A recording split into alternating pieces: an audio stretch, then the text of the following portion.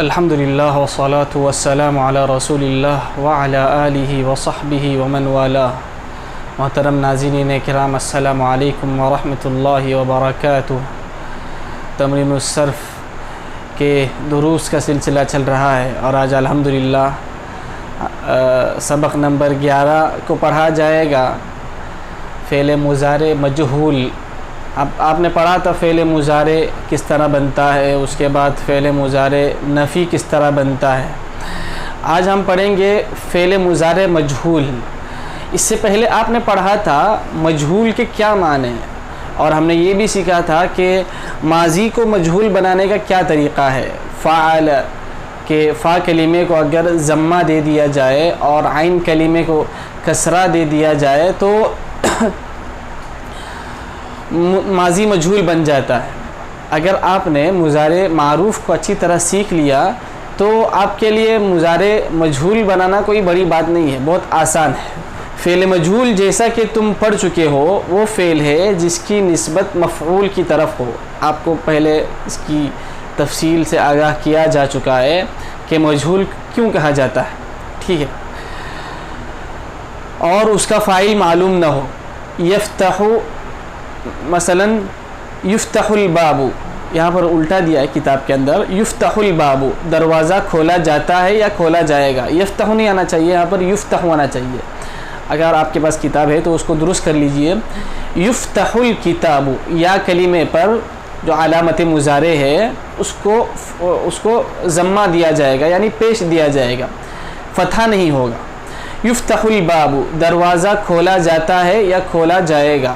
پہلے کیا تھا ہے یفتح، یہ فعل تھا، اس کے بعد ہم کسی کا نام بڑھا دیں گے، کوئی فاعل ہو. جیسے یفتح حامد الباب، حامد دروازہ کھولتا ہے یا کھولے گا. اگر آپ نے حامد کو بیچ سے نکال دیا، فاعل کو بیچ سے نکال دیا اور اس کی نسبت سیدھا مفعول کی طرف کی، یعنی فاعل کا ذکر نہ ہو، یعنی فاعل موجود نہ ہو، تو کیا کہا جائے گا؟ اگر فاعل موجود نہیں ہوگا تو کیا کہیں گے؟ اردو کے اندر بھی آپ جیسے یفتح الباب عربی میں کہا جاتا ہے، اردو میں کیا کہا جائے گا؟ دروازہ کھولا جاتا ہے، یعنی کہ کرنے والا موجود نہیں ہے. اسی طرح عربی میں بھی اسی طرح کہیں گے یفتح الباب، دروازہ کھولا جاتا ہے یا کھولا جائے گا. یشرب الماء، پانی پیا جاتا ہے یا پیا جائے گا. اگر فاعل موجود ہوتا تو کیا آتا؟ یشرب حامد الماء، حامد پانی کو پیتا ہے یا پیے گا. اب درمیان سے فاعل کو ہٹا دیا جائے گا تو کیا مطلب ہوگا؟ یہ سیدھا فعل کی نسبت سیدھا مفعول کی طرف ہوگی، فاعل کی طرف نہیں ہوگی، کیونکہ فاعل معلوم ہی نہیں ہے، معروف ہی نہیں ہے. تو یہ کہا جائے گا یشرب الماء، پانی پیا جاتا ہے یا جائے گا. یقتل زید، زید کو قتل کیا جاتا ہے یا قتل کیا جائے گا. ٹھیک ہے. اب اس کو بنانے کا قاعدہ دیکھ لیجئے. مضارع معروف کے معلوم ہونے کے بعد مضارع مجہول بنانا بہت آسان ہے. ترکیب یہ ہے کہ علامت مضارع جانتے ہیں نا، یہ جو پہلے یا تا الف نون، یہاں پر الف تا یا نون ہے اتین، اس سے آپ کو یاد رکھنے میں آسانی ہوگی. اتینا، اس سے آپ کو یاد رکھنے میں آسانی ہوگی کہ حروف مضارع کون کون سے ہیں. اتینا یعنی کہ الف تا یا نون. اگر ترتیب سے کے اعتبار سے دیکھیں گے تو پہلے کیا آئے گا؟ یا تا الف نون. ٹھیک ہے. تو حروف مضارع پر ضمہ دے دیا جائے، یعنی پیش دے دیا جائے. جیسے یہاں پر پہلے تھا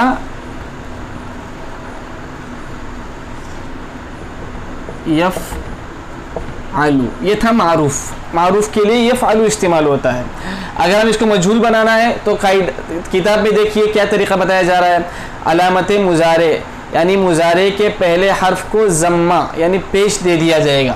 ٹھیک ہے، پیش دے دیں گے، زبر کو ہٹا کر پیش دے دیں گے تو کیا ہو گیا؟ یفعلو ہو گیا.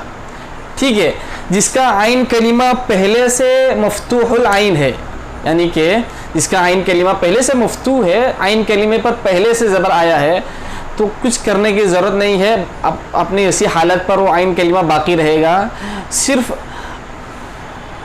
علامت مضارع پر ضمہ بڑھا دیا جائے گا، ٹھیک ہے. لیکن اگر جس کے عین کلمے میں پہلے سے کیا ہے فتحہ نہیں ہے، جیسے ینصرو تھا،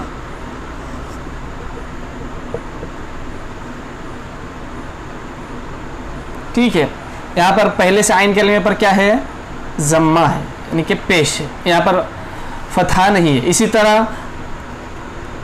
کیا ہے یضربو، یہاں پر عین کلمے پر کسرہ ہے.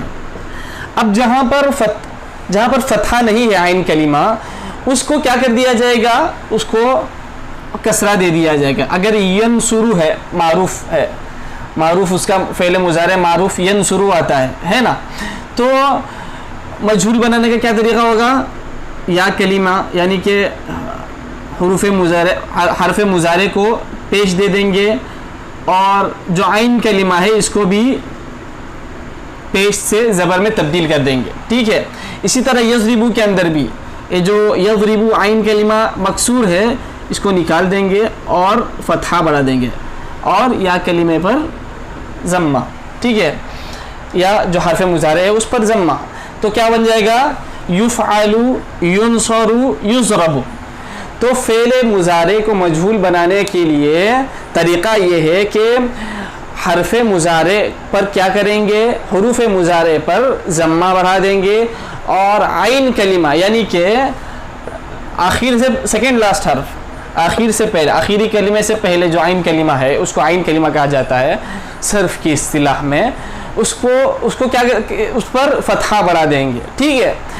چاہے فتحہ اگر پہلے سے موجود ہے تو کوئی بات نہیں، آلریڈی فتحہ موجود ہے تو اس پر کوئی تبدیلی کی ضرورت نہیں.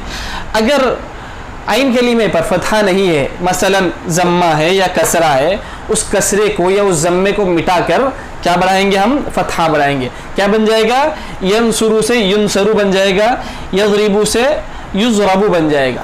تو عین کلمہ مفتوح اور حرف مضارع مجہول، اسی طرح پوری گردان بنائیں گے، ٹھیک ہے. تو اتین کو مضارع کے پہلے حرف کو ضمہ یعنی پیش دے دیا جائے گا، اور آخری حرف سے پہلے والے حرف کو یعنی کہ عین کلمے کو زبر دے دیا جائے گا، تو مضارع مجہول بن جائے گا. جیسے یفعلو سے یفعلو، وہ کیا جاتا ہے یا کیا جائے گا. یعرفو سے یعرفو، وہ پہچانا جاتا ہے یا پہچانا جائے گا. یعرفو کے عین کلمے پر کسرہ تھا نا، اب اس کسرے کو نکال کر فتحہ بڑھا دیا گیا تو یعرفو بن گیا. اسی طرح ینصرو عین کلمہ مضمون تھا، پیش تھا، اب اس کو ضمے کو ہٹا کر فتحہ بڑھا دیا جائے گا تو ینصرو سے ینصرو بن جائے گا، اور یہ مضارع معروف سے مضارع مجہول میں تبدیل ہو جائے گا. گردان اب دیکھیے کیا ہوگی، جیسے یہاں پر نصرہ کی مثال دی گئی ہے، جیسے ینصرو ینصران ینصرون، تنصرو تنصران ینصرن، تنصرو تنصران تنصرون، تنصرین تنصران تنصرن، انصرو ننصرو. یہ ہے پوری گردان. آپ کتاب میں دیکھیے اور اس کا ترجمہ بھی دیکھیے. ینصرو کا مطلب ہے اس ایک مرد کی مدد کی جاتی ہے یا کی جائے گی. اگر ینصرو تھا معروف ہوتا تو کیا ہوتا، وہ ایک مرد مدد کرتا ہے یا مدد کرے گا. یہاں پر فعل کی نسبت کس کی طرف ہوتی ہے، فاعل کی طرف ہوتی ہے.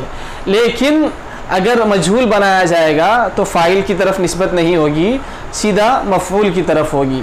جیسے ینصرو، جیسے ینصر حامد، حامد کی مدد کی جاتی ہے یا کی جائے گی. یہاں پر کرنے والا معروف اور معلوم نہیں ہے. یہ تھا فعل مضارع کو مجہول بنانے کا طریقہ، سبق نمبر 11. وصلی اللہ علی محمد وعلی آلہ وصحبہ اجمعین والحمد للہ رب العالمین.